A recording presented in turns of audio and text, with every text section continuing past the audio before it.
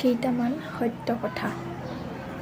গৰুৱে ঘাঁহ খাই গাখীৰ দিয়ে আৰু সাপেও গাখীৰ খাই বিষ দিয়ে। কোনে কি কৰিছে, কি খাইছে সেইটো দৰকাৰ নহয়, কিন্তু কোনে সমাজৰ কাৰণে কি কৰিছে সেইটোহে দৰকাৰ। কাজিয়াৰ পাছত যিয়ে প্ৰথমে ফোন বা মেছেজ কৰে সি নিৰ্দোষ নহয়।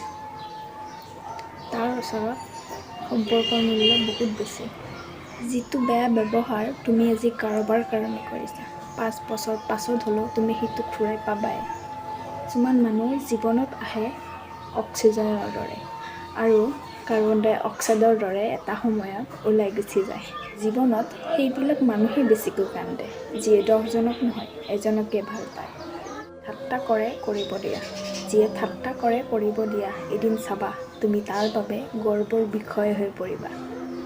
কাৰোবাৰ উন্নতি দেখি হিংসা নকৰিবা, শিকি লোৱা, তোমাৰো উন্নতি হ'ব।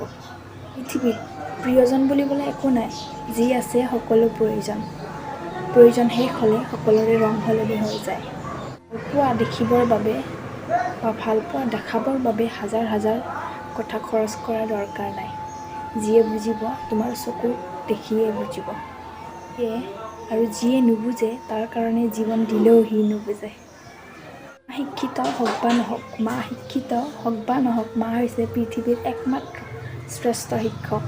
জীয়াই থাকোঁতে মা দেউতাৰ মুখত ভাত দিয়ক, কাৰণ মৰাৰ পাছত আত্মীয়সকলৰ মুখত ভাত দিলে মা দেউতাৰ আত্মাই শান্তি নাপাব।